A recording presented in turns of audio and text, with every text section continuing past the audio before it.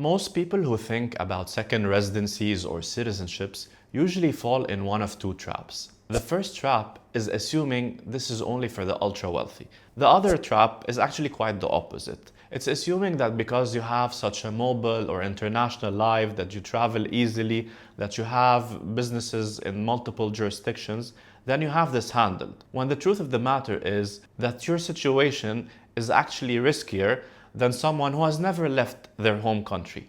Why? Because you have much more to lose, much more to protect, and you have so many dependencies on other jurisdictions. What I want to do in this video is I want to talk you through 5 specific profiles that could genuinely benefit from having a second residency or citizenship.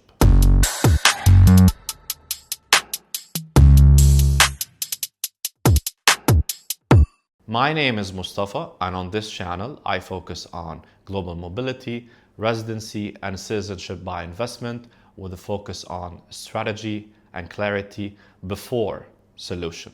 Before we go through the 5 groups of people, I want to say something very clearly. This is not about prestige. It's not about accumulating passports or residencies just to make a statement. A second passport or a residency is a very strategic tool. And like any tool, its value completely depends on what problem you're trying to solve. So typically, people that have different problems will require different solutions. As we go through each group, the question I want you to always ask yourself and keep at the back of your mind is, what problem is this solving for me? What pain did I just feel? Don't just go around and say, do I want this or not? No, identify your problem, identify your pain, and based on that, we'll be able to identify your solution. The first group is entrepreneurs and business owners. Now, entrepreneurs already understand concentration risk pretty well. They know what happens when you depend too much on one market, on one banking relationship, on one regulatory environment. This sort of concentration risk is very dangerous, and most founders have learned that lesson. But unfortunately, a lot of them have not applied that same logic to their personal, legal, and mobility structure. For an entrepreneur, the relevant questions are not just about visa-free travel. They're much deeper than this. They're about what would happen if doing business in the jurisdiction that I'm in became much harder. They're about what would happen if I need to spend significant time in a certain market to build relationships or close certain deals. What would happen if banking access suddenly became restricted or if access to credit became more difficult? They're about what do I need to do if I need to move my business or my life? Will I be able to do this? These are really concerns of entrepreneurs, and it's about efficiency and speed and the ability to be able to be dynamic in how you operate your business. A second residency or citizenship can really address those concerns, not because you plan to move, but because it gives you something far more valuable. It gives you a base to be able to operate from. It gives you easier access to certain jurisdictions. It gives you the flexibility to be able to move you and your family to another country, another jurisdiction, and be able to carry on your business normally. It's not about escape, it's not about prestige, it's about succession, it's about continuity. Consider a founder who has built a solid business in Egypt and now they want to expand to Europe. For them to be able to take this next step, they need to form relationships on the ground with new clients. They need to be able to establish credibility, build a market presence, and therefore they'll be traveling there a lot. So obtaining something like a European residency would go a long way into easing that process for that business owner. Obviously, it goes without saying that not every entrepreneur will need the same solution. It really depends on you and what your needs are. But if your business is already bigger than one country or you want it to be, then this relates to you more than you think. The second group is investors and wealth preservers. Now, if you're an investor,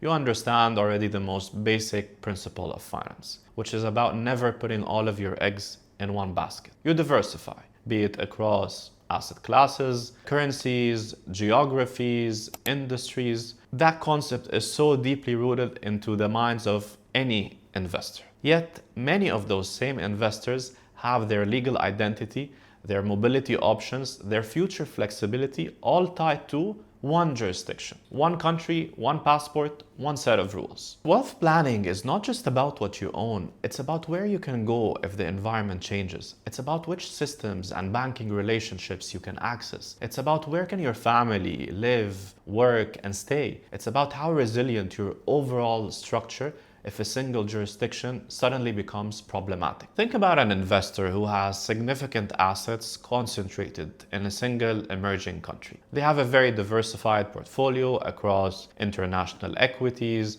real estate in multiple countries, and different currencies. Textbook diversification, right? The issue is that their passport is from a country with capital controls. Their ability to move their wealth is significantly impaired and constrained by their legal identity. Even though their portfolio is diversified, their legal and mobility structure is not. So getting a second residency or citizenship can really help a lot in moving your wealth easily. And this is not just for the ultra wealthy, right? You don't need to be a billionaire to think about protecting what you've built. The third group are families planning long term. Now, people that are usually having these conversations, it's not really about how can I leave tomorrow. They're trying to think about the future. They're trying to plan the next 5 or 10 or maybe even 20 years. And they care about stuff such as their children's education. Where can my kids go to college? Can I ensure that they can go to decent universities in a certain country or in certain regions? Making sure the family has relocation options if something happens to their home base. Making sure that the parents can retire in a certain destination that has decent healthcare and a good lifestyle. Making sure that children have certain work rights, maybe not in a specific country, but across a certain region. Making sure that a second base exists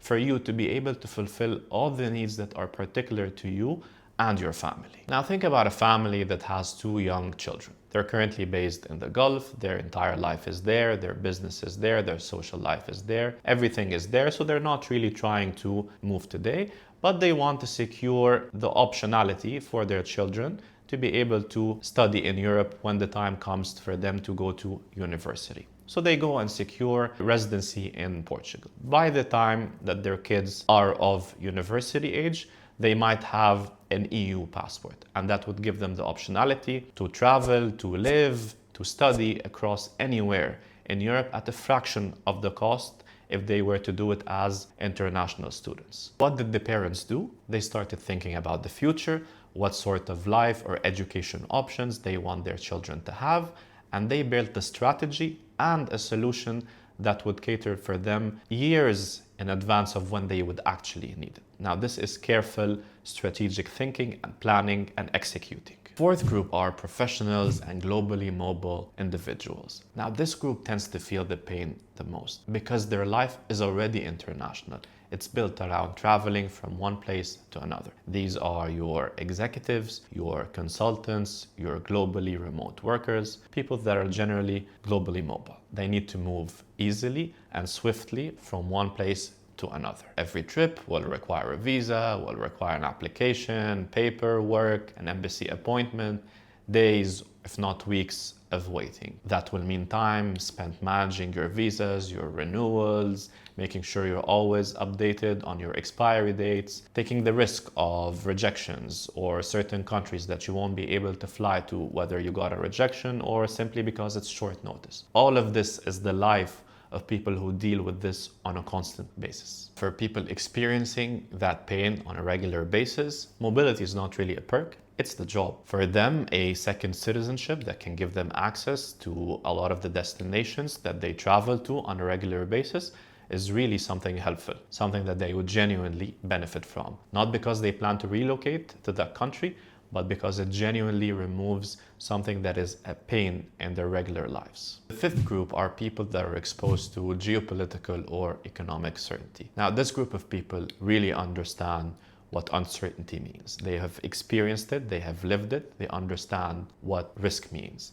And this can translate into living in countries where there are political instability or regime change, experiencing currency pressure or collapses, having banking restrictions, sanctions, social unrest, all of these factors. If you lived through any of that before, then you understand the risk or the uncertainty pretty well. You understand the limitation that comes with it. And now, as you're watching this as a smart person, you're thinking, I don't want to wait until history repeats itself. I want to take corrective action now while things are stable, and I can have the time to actually think about what my strategy looks like and what options I have at my disposal. What is different for you than an entrepreneur or an investor is, for them, mobility is a strategic tool. For you, it's about risk management. So again, it really falls back to what I said earlier. Understanding the solution only comes after understanding your problem, what it is you're trying to solve for.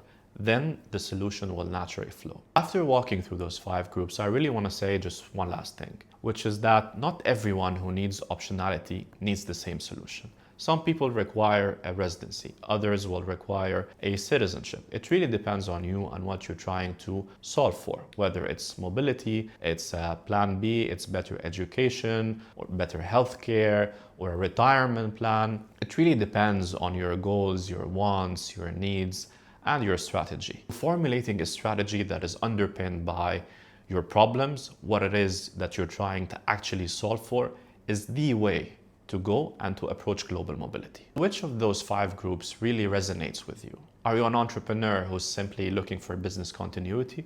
Are you an investor who's looking for diversification? Are you a family that are looking to secure education or looking simply for optionality for their children? Are you a global mobile professional who genuinely feels the pain of having to have a visa every time they need to travel? Or are you someone that is thinking about the plan B simply because the environment around you carries risk? Let me know in the comments. I read every single one. And if your next question is, how do I really choose what is right for my situation? Go to this video here. I cover this in detail, and subscribe so you don't miss future videos.